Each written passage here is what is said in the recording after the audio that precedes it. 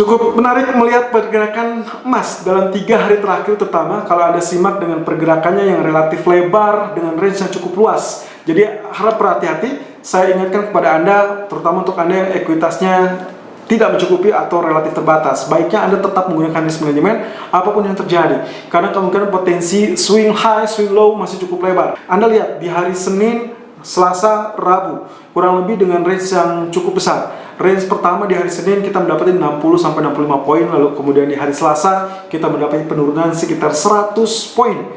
Dan tadi malam, meskipun sempat tertekan di sesi Asia, tapi kemudian mulai rebound sejak sesi Eropa hingga pertengahan malam.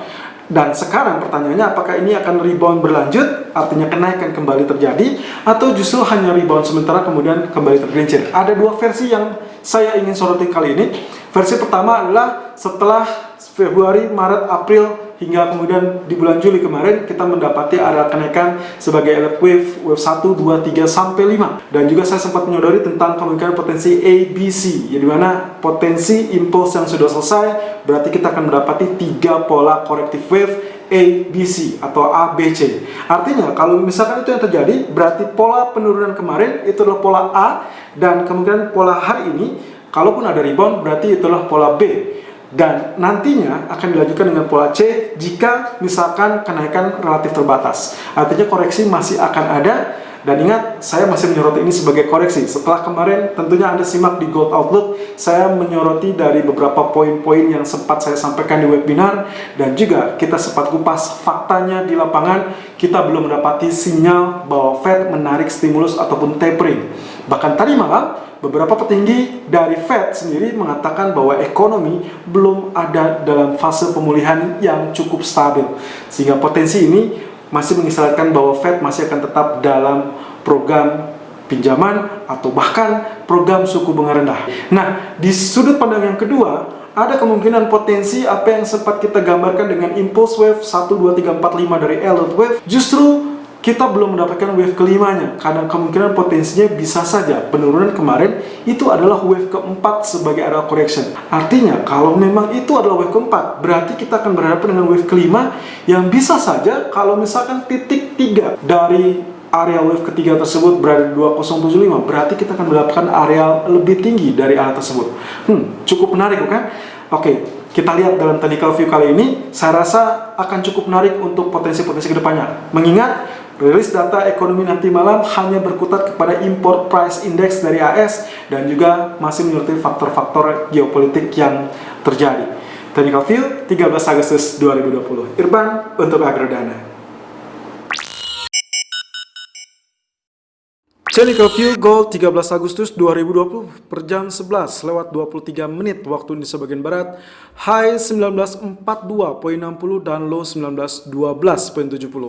Running price kini bertahan di 1932.40. Oke, dengan pembukaan pagi tadi sebetulnya sudah sempat di area 1916. Lalu tergelincir terlebih dahulu, kemudian sekarang sedang mengalami kenaikan. Nah, kita akan lihat potensi kenaikan apakah sudah layak terjadi lagi apa tidak. Karena dalam 2 hari terakhir terutama, ya kita soroti dengan penurunan sampai kurang lebih kemarin di 1862. Dan kemarin kita sudah sempat membahas areal garis trendline ini. Nah, ini ternyata kemarin betul-betul dia tertahan di area ini, lalu kemudian dia tertutup ya. So, totally kemarin ini menciptakan record sekitar range 85 poin dalam 1 hari. Jadi harap diwaspadai, karena kalau kita lihat dari pergerakannya ini sudah kecenderungannya terlampau lebar ya. Jadi kalau misalkan Anda biasanya mendapati area yang cukup normal di area 15 ataupun bahkan 20, kali ini kita sering mendapatkan area range harian justru berkisaran di atas 30 bahkan di atas 50 poin. Jadi harap perhatikan ekuitas dan juga risk management Anda. Nah, yang paling penting lagi, kemarin ditutup dengan potential candle doji seperti ini. Ini kita sebut dengan potential hammer ya. Tapi dikarenakan dia muncul di saat penurunan, maka ini adalah hammer. Otomatis potensi untuk hari ini seharusnya akan terjadi kenaikan. Nah, ini yang akan kita coba untuk ambil. Meskipun secara harian per jam 11 lewat 20 menit waktu Indonesia bagian Barat kali ini range sudah berkisar dari 1912 hingga 1942, kurang lebih 30 poin. Jadi ini yang tadi saya sebutkan di menit-menit awal, hati-hati dengan range yang cukup lebar karena kemungkinan swing high, swing low-nya cukup besar juga. Tapi lihat areal biru ini historical price yang saya tarik, saya coba kurang lebih mengambil areal-areal yang sensitif, itu berada di kisaran 1955 ataupun 1957. So, kalaupun dia naik, kemungkinan 1955 ataupun 57 itu yang akan kemungkinan relatif terhenti. Tapi ada sedikit yang mencurigakan kawan-kawan. Setelah sebelumnya kita sempat membahas area wave 1, 2, 3, ini adalah wave 4-nya cukup flat, lalu kemudian wave kelima yang cukup panjang. Seharusnya kita menantikan dengan wave A, B, C atau ABC dari correction wave dari Elliott wave ya. Jadi impulsnya sudah berhasil, berarti sekarang kita menantikan corrective wave yang artinya penurunan kemarin bisa diartikan sebagai wave A, berarti ini adalah kenaikan sebagai wave B. Artinya lagi, berarti kenaikan bisa saja terhambat kurang lebih di area 1955 ataupun 1975 ya. Lalu kemudian dia akan kembali turun sebagai wave C, barulah nantinya setelah wave C selesai kita akan menghadapi area kenaikan kembali.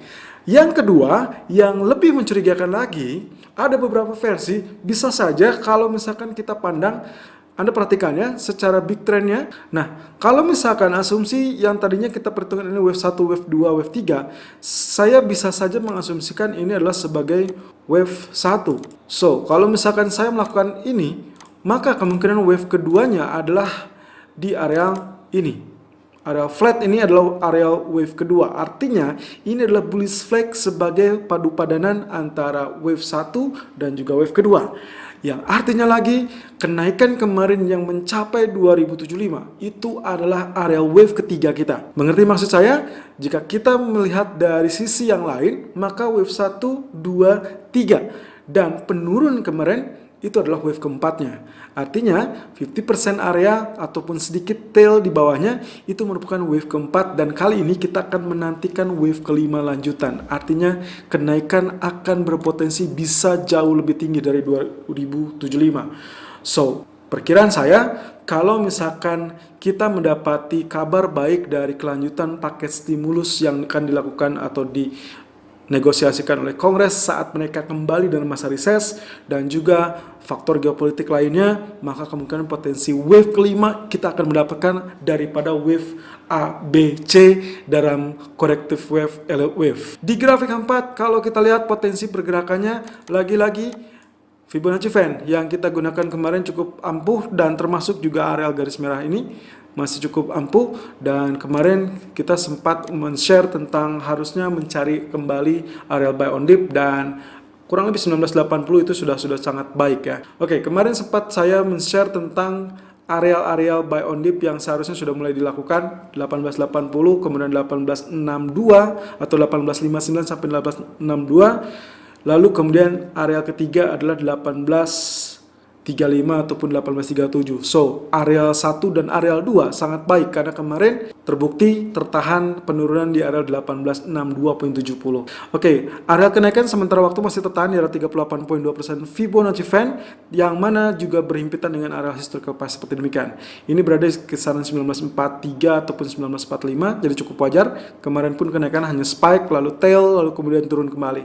Nah, tapi lagi-lagi penurunan kemarin ini juga swing low-nya itu hanya tertahan di area 1906.90 di pertengahan malam, kemudian rebound kembali ya. Dan kali ini pun sama. Pagi hari tadi kita sudah mendapatkan 1912. Jadi kemungkinannya potensinya menurut saya ini adalah kemungkinan higher low. Kalau memang itu yang terjadi, kita lihat low pertama 1862, lalu low kedua 1906 dan maka low ketiga bisa saja 1912 pagi tadi itu sebagai low yang lebih tinggi dari potensi low sebelumnya. Jadi higher low formasinya dan siap-siap kalau ini didobrak ataupun ditabrak maka kemungkinan potensi kelanjutan sampai areal biru itu adalah berada di kisaran 1971. Meskipun bisa saja areal yang paling krusial adalah berada di areal tengah-tengah kita 1955. Di grafik A1 yang sangat juga membantu kita, Anda bisa lihat di sini, saya mencoba menarik areal garis, ya.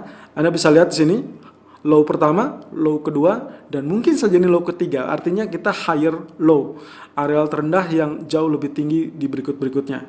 Nah, tapi juga ada potensi bisa saja ini menjadi double top. So, mungkin ini yang akan menahan laju kenaikan terlebih dulu. Tapi kurang lebih kalau kita mengikuti polanya higher low, saya asumsikan seperti demikian, maka Anda bisa melakukan buy on dip di kisaran 1929.00 ataupun 1931.40, which is area yang sudah muncul dengan target pertama mungkin 1936 ataupun 1937.50, atau sedikit di bawahnya kurang lebih 35 pun Anda sudah bisa exit.